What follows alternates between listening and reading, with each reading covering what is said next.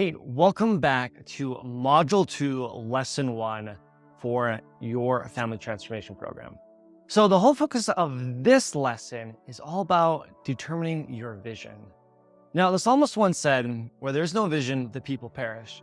And I'd like to add an addendum to that, and that is, where there's no vision, a divided vision, or a disconnected vision, your family will perish.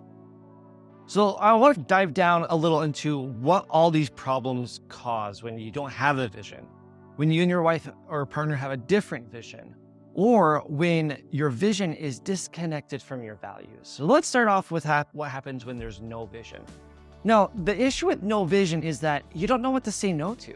You don't know what to say yes to. It's a lot like not having a set of values to anchor to. But with no vision, you don't have a vision for the future. And because you don't have a vision for the future, you're gonna be missing out on opportunities. There'll be opportunities coming your way that if you were able to act on would help you reach your goals or able to reach what you're wanting to do for your family. But because you don't have a vision of what that is, you're gonna bypass them. A great example of this, personally for me and my family, is I want my family to become increasingly able to see the blessings and hardships in terms of the value of gratitude.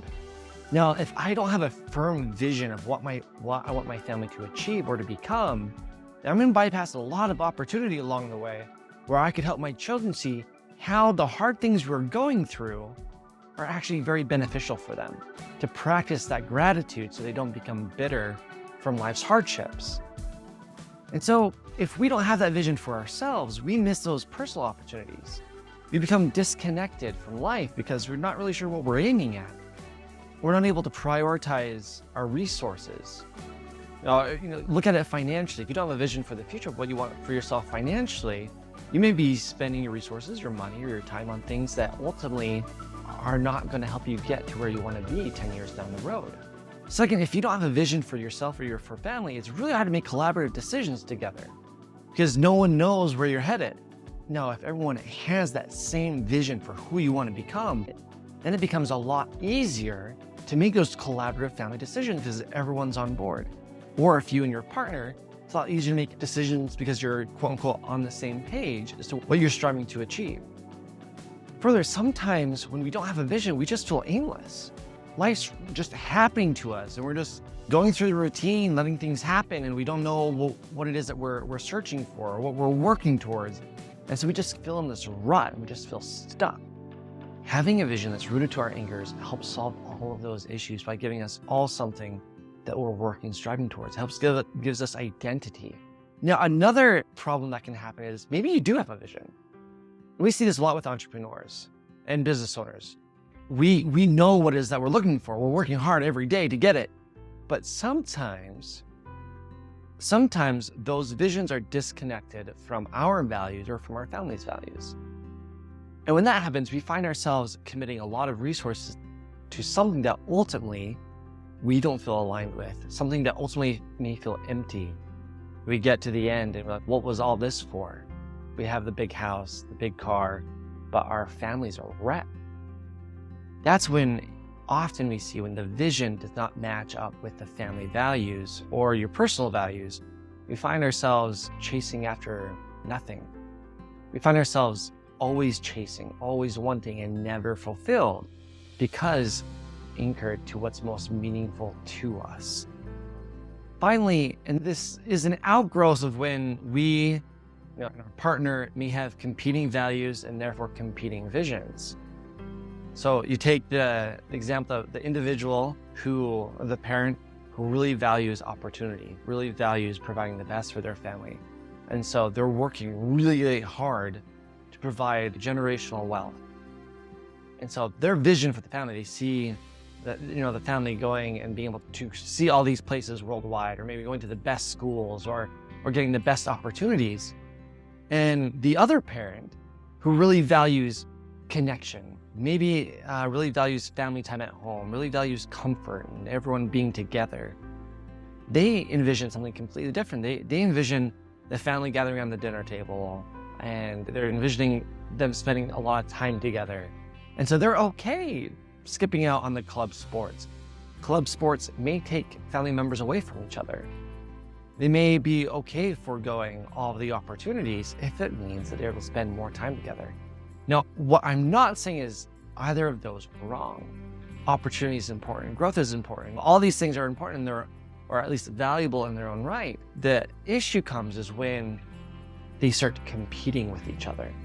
That competition creates the conflict where having two different visions for the family, that's where so much of the fighting comes involved. That's where the miscommunication comes, or the lack of communication comes.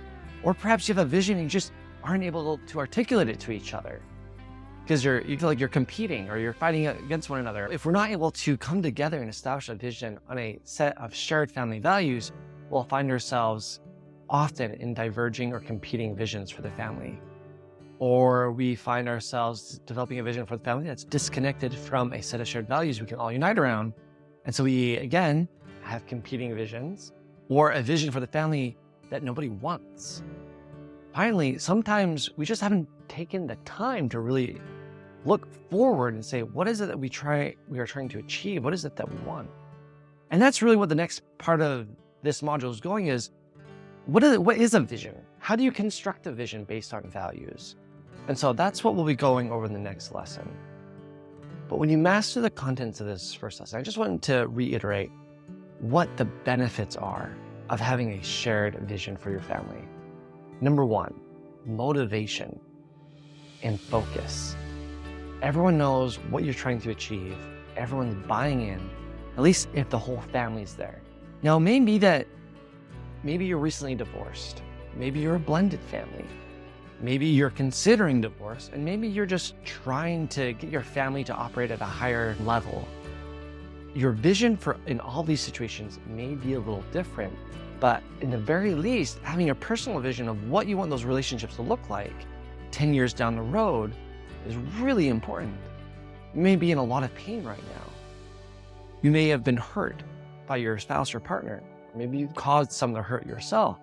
Do you still want that pain in the future, 10 years from now? Or do you want to have approached some kind of forgiveness and cordial relationship with your spouse or partner?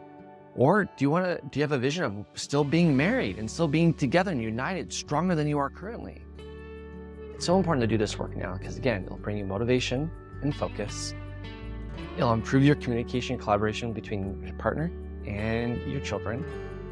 You'll be more resilient, and you'll have greater work-life balance and fulfillment because, again, you're anchoring to those values. You have a clear picture of what it is that you want that's based on those values. And that's a lot of what I've experienced in our own lives with my wife and I. We are able to overcome a lot of fighting and contend with each other because I already know, based on what our vision is for the family, what to say no to, what to say yes to. When opportunities come along the way, I can easily say, oh, that it's a great opportunity, but it's not what we want, and we can move on. A lot of times, because we're on the same page, because we have the same vision, a lot of times we can just make a decision and come back and tell each other, this is what I did. And they're like, oh yeah, that's exactly what I would have done. Not that we do that for every time, but we have thresholds. And we'll talk that a little later on. But again, motivation, focus, identity, collaboration, those are all the benefits from having a family vision that you're going to set up in this next lesson.